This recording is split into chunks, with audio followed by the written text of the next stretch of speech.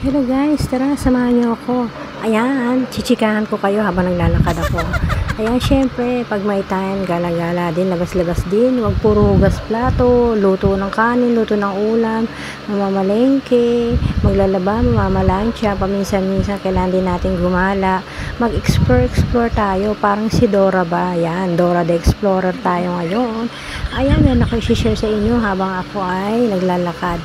Alam niyo ba na ang aking earnings pagdating sa ISA, ano yun ISA, isipin nyo kung ano yun, ang liit-liit ng earnings sa ISA, buti pa sa bonuses medyo malaki ang earnings doon, kaya mas gusto ko pang mag-upload ngayon ng puro bonuses, kaya lang hindi naman puro bonuses, I mean mas maganda pa mag-upload ngayon ng mga photos, static photos or images, kasi mas malaki earnings doon. Pansin ko lang ha, kesa sa ISA na magagawa ka ng long form video, i-edit mo, and then pagagandahin mo pa, mag-ano ka pa ng caption, mag-iisip ka, tapos mag-voice over ka pa.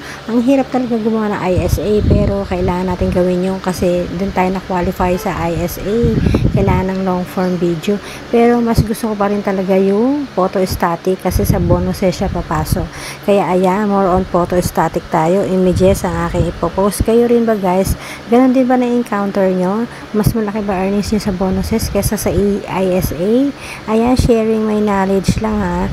Sana may natutunan kayo sa aking shinare na maritesan habang ako naglalakad at gumagala dito sa labas. Nagdodora-dora lang tayo.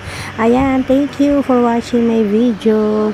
Sana may natutunan kayo sa aking shinare. Sana hindi kayo naumay sa mukha ko. Puro mukha ko yung nasa video. Thank you for watching guys. Love you all.